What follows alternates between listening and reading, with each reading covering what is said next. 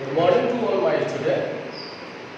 Welcome back to Creative Convent College e-learning classes. Today we are going to discuss chapter 3 Human Reproduction. How fertilization takes place inside the fallopian tube in case of female. So let's start. As you know, in case of female, internal fertilization is formed. In case of human being, internal fertilization is formed. Internal, it means when fertilization takes place inside the fallopian tube, inside the female body, that type fertilization is known as internal fertilization. So let's start. As I told you, this is a diagram of female reproductive system. This is a structure of female reproductive system. This region is called vagina and this region is called cervix and this is called cervical canal. इसी cervical canal को दूसरा नाम भी दिया जाता है, इसे हम बोलते हैं work canal. So this is a uterus region. This is a uterus and this tube-like structure is called fallopian tube. As you know, fallopian tube. आपको पता है कि फीमेल के केस में जो फर्टिलाइजेशन की प्रोसेस होती है वो फैलोपियन ट्यूब के अंदर होती है. फैलोपियन ट्यूब को 3 रीजन में डिवाइड किया गया है. इस वाले रीजन को बोलते हैं इस्थमस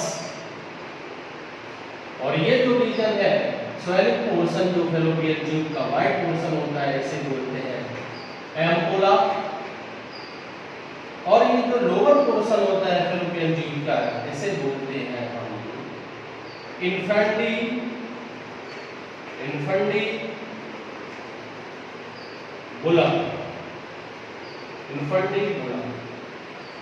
यहाँ पे दोनों साइड पेल्विस रीजन में एक पेयर किसका पाया जाता है? ओवरी. जैसा कि आपको पता है कि हर एक मेंस्ट्रुअल साइकिल के दौरान एक 1 मंथ में एक ओवरी पार्टिसिपेट करती है ओवुलेशन में. अगर किसी एक मंथ में इस ओवरी ने पार्टिसिपेट किया तो नेक्स्ट मंथ जो ओवुलेशन की प्रोसेस में पार्टिसिपेट करेगी वो नेक्स्ट होगी.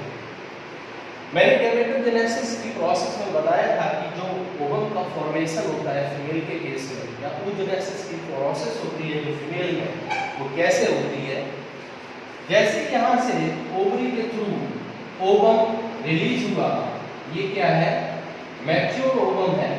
ये जैसे रिलीज होता है ओवरी से तो जो फैलोपियन ट्यूब का ये फिंगर लाइक प्रोजेक्शन है इसको बोलते हैं फिम्ब्री. इस फिम्ब्री के द्वारा ये जो ओवम है इसको रिसीव कर लिया जाता है और रिसीव करने के बाद जैसे ये पहुंचता है फैलोपियन ट्यूब में, यहाँ से ये रिसीव किया गया और ये फाइनली आपके कहाँ में पहुंचा? इस्थमस और एम्पुला रीजन जहाँ पे ज्वाइन करते हैं वहाँ पे पहुंचता है. और मैंने बताया था कि आफ्टर मेंस्ट्रुअल साइकिल 13, 14 एंड 15 ये जो 3 डेज होते हैं और मेनली उसमें भी 14 डेज इसमें ओवुलेशन होता है और यहाँ पे ओवम है जो है फैलोपियन ट्यूब में वो रेडी होता है फर्टिलाइजेशन प्रोसेस के लिए.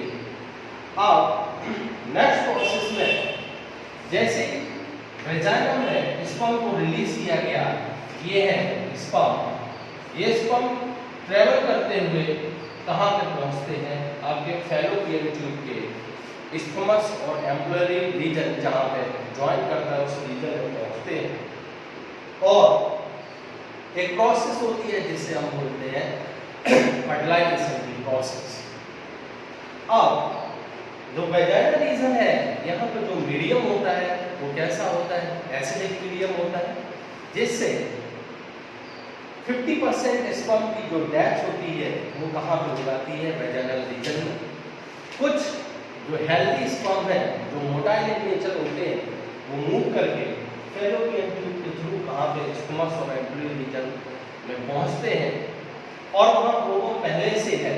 तो जैसे ही ओवम के पास पहुंचे, तो जैसा कि आप देख रहे हैं, ये क्या है? ओवम है। ओवम में मैंने बताया था कि जो ये जो रीजन होती है, आउटर वाली लेयर होती है, और फिर इसके नीचे ये कुछ सेल्स पाई जाती हैं सबसे बाहर की तरफ, जिसे हम बोलते हैं कोरोना रेडिएटा, कोरोना रेडिएटा बोलते हैं। और इसके अंदर जो लेयर पाई जाती है, एक और लेयर पाई जाती है, इसको बोलते हैं जोना पेलुसिडा। तो फर्टिलाइजेशन के टाइम पे जो जोना पेलुसिडा लेयर है, इसका बहुत ही अहम रोल होता है। जैसे बहुत सारे स्पर्म आके इस एक ओवम को फर्टिलाइजेशन के लिए सराउंडेड कर लेते हैं, और वैसे जोना पेलुसिडा जो लेयर है, उसकी जो चेंजेस, उसमें कुछ केमिकल चेंजेस होती हैं, और फाइनली जो है एक स्पर्म है वो ओवम के साथ क्या करता है?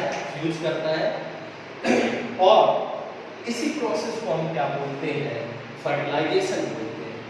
फर्टिलाइजेशन की एक्चुअल डेफिनेशन क्या है? Fusion of male and female gametes and formation of diploid structure, that's called zygote. This process is called fertilisation. Fertilisation होने के बाद इस रीजन में, अब यहाँ पे ये तुम्हारा कौन सा स्ट्रक्चर फॉर्म हो गया? 2n, यानी कि जाइगोट जो है वो क्या हो गया? फॉर्मेशन हो गया इसका, जाइगोट का, जो कि कैसा होता है? 2n in nature. इसके बाद जाइगोट में डिवीजन होते हैं, यानी कि जो जाइगोट है उसमें डिवीजन होंगे। डिवीजन होने के बाद पहले ये क्या है? 2 सेल में डिवाइड होगा, फिर 4 सेल में डिवाइड होगा, फिर इसके बाद ये 8 सेल में डिवाइड होगा। अब जो 16 सेल स्टेज होती है, यानी कि 16 सेल स्टेज होती है, इसको हम मरुला स्टेज कहते हैं। क्या कहते हैं? मरुला स्टेज। और इसके बाद अप्रॉक्स 32 स्टेज पर जब जाइगोट में डिवीजन हो जाते हैं, इसके बाद जो जाइगोट है, और इस स्टेज को हम क्या बोलते हैं? ब्लास्टुला। ब्लास्टुला और ब्लास्टोसिस्ट स्टेज। अब जो ये ब्लास्टुला स्टेज है, ये फाइनली मूव करती है और कहाँ पे जाती है? आपके यूट्रस रीजन में मूव करके जाती है। और अब जो ब्लास्टुला स्टेज है वो 2 पार्ट में डिवाइड हो जाती है, यानी कि जो इसकी आउटर सेल मास है, जो आउटर सेल मास होता है, इसको बोलते हैं ट्रोफोब्लास्ट। ट्रोफोब्लास्ट। और वहीं पे जो इनर सेल मास होता है, यानी कि सेल के अंदर जो इनर सेल मास होता है, इसको हम क्या बोलते हैं? Inner cell mass. जो ट्रोफोब्लास्ट लेयर है, यानी कि जो आउटर लेयर होती है ट्रोफोब्लास्ट लेयर, वो यहाँ यूट्राइन वॉल से अटैच होके, यूट्राइन वॉल क्या करती है? इसको चारों तरफ से डिवीजन करके और इसको कवर कर लेती है, जो आपकी ब्लास्टुला स्टेज थी। और जो ट्रोफोब्लास्ट सेल होती है वो फाइनली क्या है? ट्रोफोब्लास्ट सेल और यूट्राइन वॉल की जो सेल ग्रोथ करके और एक दूसरे में ट्रोफोब्लास्ट सेल और जो आपकी यूट्राइन वॉल की सेल्स है वो एक दूसरे में क्या हो जाती है? डिफ्यूज हो जाती हैं और फॉर्मेशन करती है किसका? प्लेसेंटा का। प्लेसेंटा का फॉर्मेशन करती है। और जब ये जो ब्लास्टोमा स्टेज है, जब ये यूट्राइन वॉल से अटैच होती है, इस प्रोसेस को हम क्या बोलते हैं? इम्प्लांटेशन। इस प्रोसेस को क्या बोलते हैं? इम्प्लांटेशन बोलते हैं, क्योंकि इस प्रोसेस में इम्प्लांटेशन हो रहा है इसका, आपका जो भी डेवलपिंग जाइगोट है, यानी कि जो ब्लास्टोमा स्टेज है उसका इम्प्लांटेशन हो गया यूट्रस में। और जैसे ही प्लेसेंटा बनता है, प्लेसेंटा का काम क्या होता है? जो प्लेसेंटा है, प्लेसेंटा का काम क्या है कि जो भी डेवलपिंग फीटस है या जो भी डेवलपिंग एम्ब्रियो है उसको ऑक्सीजन और फूड, यानी कि जो फूड पहुंचाने के काम, ऑक्सीजन पहुंचाने का काम कौन करता है? प्लेसेंटा। और जो भी एक्सक्रीटरी मटेरियल है डेवलपिंग एम्ब्रियो के, और जो कार्बन डाइऑक्साइड है उसको वापस लाने का काम कौन करता है? प्लेसेंटा। तो ये फंक्शन हो गया प्लेसेंटा, प्लेसेंटा का। और आगे प्लेसेंटा एक कॉर्ड लाइक स्ट्रक्चर में, एक ट्यूब लाइक स्ट्रक्चर में और थोड़ा सा ढिलाव होता है, जिसको हम बोलते हैं अम्बिलिकल कॉर्ड। अम्बिलिकल कॉर्ड एक ट्यूब लाइक स्ट्रक्चर होता है, एक पैसेज होता है, जिससे डेवलपिंग फीटस और मदर के बीच में जो exchange of gases, exchange of wastage और फूड का जो एक्सचेंज होता है वो शुरू होता है प्लेसेंटा, या फिर आपकी जो और पार्टिसिपेटिव पार्ट करता है जिसको बोलते हैं अम्बिलिकल कॉर्ड। इसके बाद जो प्लेसेंटा है वो एक इंडोक्राइन ग्लैंड की तरीके से भी काम करता है, क्योंकि कुछ इंपॉर्टेंट हार्मोन होते हैं जो आपकी जो प्लेसेंटा है उससे रिलीज होते हैं, जिसे हम बोलते हैं HPL और HCG। ये हार्मोन केवल और केवल प्रेगनेंसी के दौरान, फीमेल में जब प्रेगनेंसी होती है तभी ये हार्मोन का फॉर्मेशन होता है, और ये डेवलपिंग एम्ब्रियो को सपोर्ट करती है as a formation of embryo. इसके बाद आपका स्टार्ट होता है गेस्टेशन पीरियड। इट मींस जब फर्टिलाइजेशन हो जाता है और उससे डिलीवरी तक के टाइम को हम क्या बोलते हैं? Gestation period. Gestation period, gestation क्या है कि जब फर्टिलाइजेशन हुआ, स्पर्म को फर्टिलाइज किए, इसके बाद वो इम्प्लांटेड हो गए, और जब तक एम्ब्रियोनिक डेवलपमेंट होता है और जब तक कंप्लीट एम्ब्रियोनिक डेवलपमेंट नहीं हो जाता है, उस पीरियड को हम क्या बोलते हैं? Gestation period. जैसे जेस्टेशन पीरियड कंप्लीट होता है वैसी डिलीवरी होती है चाइल्ड की, या जो भी आपका डेवलपिंग एम्ब्रियो था, बेबी था, उसकी क्या होती है? डिलीवरी होती है। हर एक एनिमल में जो जेस्टेशन पीरियड है उसका जो टाइम ड्यूरेशन है वो अलग अलग होता है। ह्यूमन की केस की अगर हम बात करें तो ह्यूमन में जो जेस्टेशन पीरियड है वो कितना होता है? 9 मंथ। अब 9 मंथ को डेवलपिंग एम्ब्रियो के अकॉर्डिंग उसको 3 पार्ट में 3 मंथ में डिवाइड किया गया है, यानी कि फर्स्ट ट्राइमेस्टर,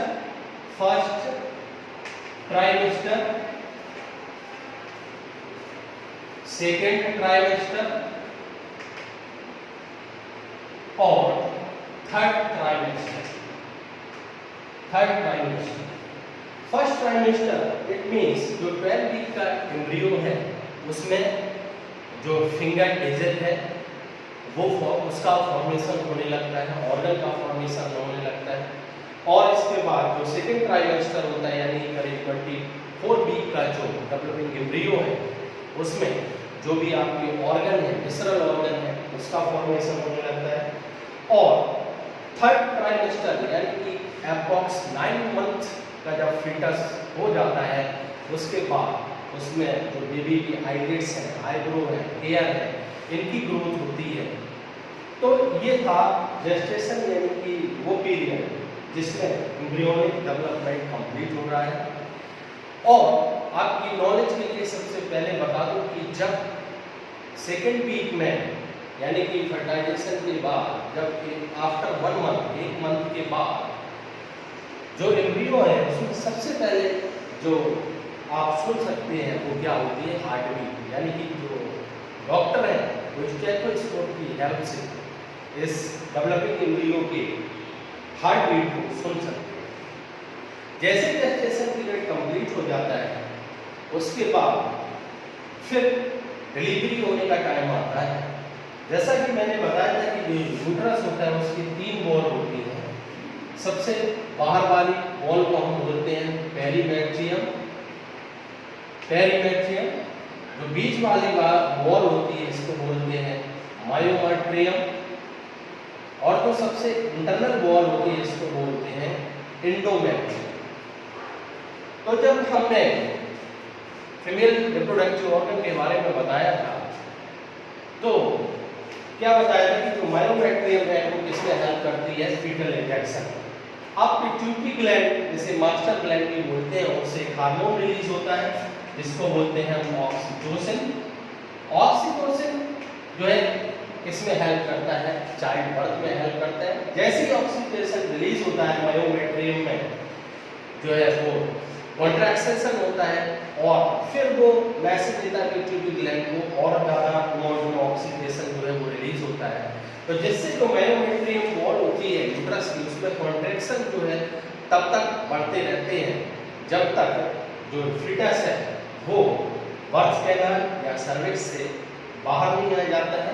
इसको हम क्या बोलते हैं, डिलीवरी या फिर चाइल्ड बर्थ। इसके बाद जैसे डिलीवरी होती है वैसे ऑक्सीटोसिन फीमेल के केस में जो मेमरी ग्लैंड्स हैं उनको लैक्टेशन के लिए प्रमोट करता है और फीमेल में जो फर्स्ट कोलेस्ट्रम होता है यानी जो फर्स्ट मिल्क होता है उसको हम कोलेस्ट्रम बोलते हैं, जो कि बेबी के लिए बहुत ही इंपॉर्टेंट होता है बिकॉज उसमें कुछ नेचुरल एंटीबॉडीज जो पाई जाती हैं जो